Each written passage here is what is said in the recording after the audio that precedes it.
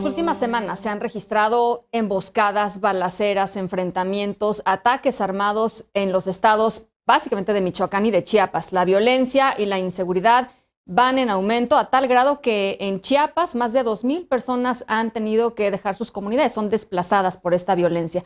Para conocer qué hay detrás de estos hechos violentos, saludo con muchísimo gusto a Eduardo Guerrero, experto en temas de seguridad. Muy buenas noches, Eduardo. Hola, Ana Francisca, un gusto también. A ver, Eduardo, es muy complicado el caso chiapaneco, entenderlo en su cabalidad, porque hay muchísimos actores alrededor del tema de la seguridad. Lo que sí vale la pena decir, quizá como arranque, Eduardo, es que es difícil que las escenas de violencia o que los episodios de violencia de Chiapas lleguen a la prensa nacional, y en recientes semanas, desafortunadamente, eso ha estado sucediendo con pues una periodicidad mucho más corta, ¿no?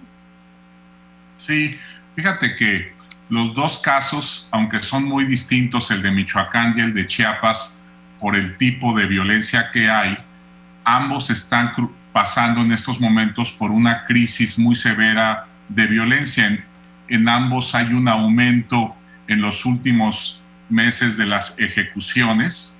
En el caso de Michoacán, pues se trata ni más ni menos de que del tercer estado más violento del país, con una violencia muy dispersa, en donde están enfrentados la coalición, digamos, de organizaciones de Cártel Jalisco contra otro grupo vinculado con el Cártel de Sinaloa, que es Cárteles Unidos, que está apoyando a muchas células locales de Michoacán. Esto ha exacerbado la violencia, especialmente en un municipio llamado Aguililla, en donde pues ha habido una destrucción de caminos, de carreteras, también ha propiciado un desplazamiento de personas.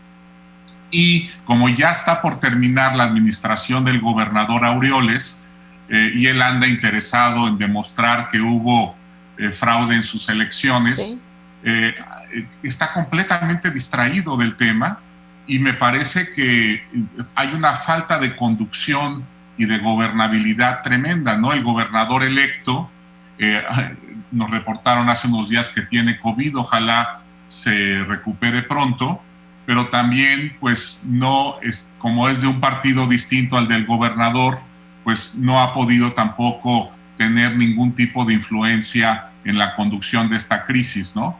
En el caso de Chiapas, en contraste, tenemos también, como decía, una espiral de violencia reciente, pero en Chiapas, a diferencia de Michoacán, los conflictos tienen que ver más con conflictividad de carácter de comunidades indígenas, ¿no? Como le llaman algunos, conflictos de carácter étnico, aunque tuvimos un evento el pasado 7 de julio muy alarmante en la capital, en Tuxtla Gutiérrez, donde asesinaron a un operador del Cártel de Sinaloa, un hombre al que apodaban el Junior, que tenía control del aeropuerto de Guatemala, donde llega droga, y esa droga era entregada a Cártel de Sinaloa. Este hombre fue asesinado junto con otras 5 personas, y obviamente pues están muy conmocionada la población del evento, porque no se daban este tipo de cosas en Chiapas,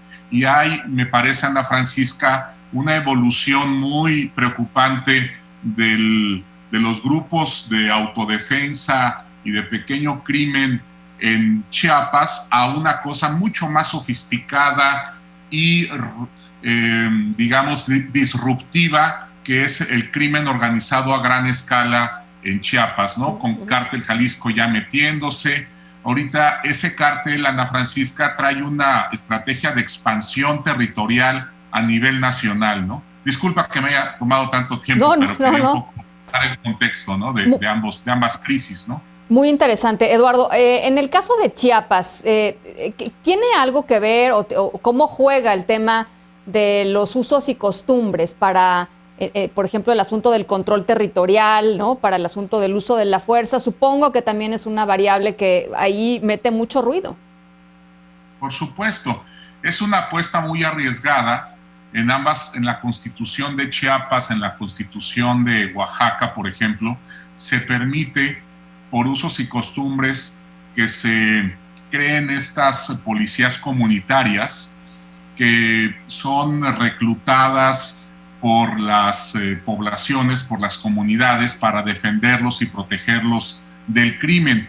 El problema, Ana Francisca, es que muchas veces este tipo de agrupaciones, como sucedió ya en Michoacán, pueden también convertirse o ser cooptadas por grupos criminales. Y justamente es lo que puede, esta evolución tan preocupante, perversa, es lo que podría suceder también en Chiapas, ¿no? Hace unos días también se tomó la cabecera municipal de Panteljó, que es un municipio importante donde hay ahí un conflicto también con un grupo de autodefensa llamado los Ciriles, que parece que están vinculados con la iglesia, con un sacerdote y con el PRI, y traen un conflicto con el nuevo alcalde electo, ¿no?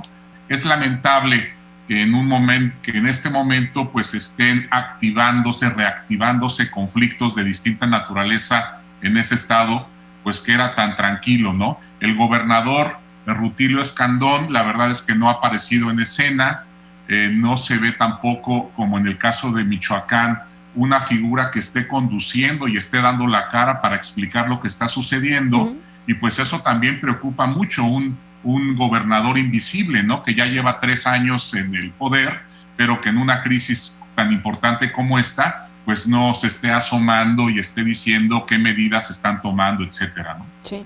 En el fondo también, y hay que decirlo, porque a veces se nos olvida cuando hablamos de estos temas, pues es la gente, ¿no? Eduardo, es la gente que está en Aguililla, que no puede salir de su comunidad, que está atemorizada, es la gente igual en algunas comunidades en Chiapas, y yo creo que ahí es donde pues, el Estado está fallando más categóricamente eso, en otorgarle a las personas comunes y corrientes la seguridad mínima para salir de sus casas. Olvídate de hacer cosas demasiado sofisticadas, ¿no? Completamente, ¿no? Esperemos que ahora, como el partido que va a gobernar Michoacán es Morena y el presidente ha estado manifestando mucho interés por pacificar el Estado, pues haya un buen número ahí que asignen a un buen número de guardias nacionales a la zona para que se retome el control y inicie un proceso de pacificación gradual. Es muy importante, ¿no? En el caso de Chiapas, pues es una incógnita todavía, es muy incierto lo que pueda suceder. Como te decía, el gobernador no da signos de estar controlando la situación. El alcalde de Tuxtla Gutiérrez fue reelecto en estas últimas elecciones. Tampoco sabemos nada de él. En fin, yo creo que, como tú bien apuntas, el tema de los desplazamientos forzados, de estos éxodos poblacionales que están propiciando ambas crisis, son muy preocupantes, y ahí sí el gobierno federal tendrá que dar instrumentos y a las gentes para que puedan, pues para que no pasen peligro los niños, para que no vayan a empezar a enfermarse, etcétera, ¿no? Bueno, pues una situación muy complicada en ambos estados. Eduardo, te agradezco mucho esta lectura. Encantado, Ana Francisca. Un gran saludo. Igualmente, un abrazo. Eduardo Guerrero, experto en temas de seguridad. Y antes de despedirnos, les adelanto que mañana en la edición de fin de semana, mi compañero Julio Patán va a platicar con Arcelia Ramírez, Adriana Fernández y José Antonio Valdés Peña de la película La Civil, que hace unos días recibió una ovación de pie en el Festival de Cannes. Gracias por su compañía. Que tengan muy buenas noches.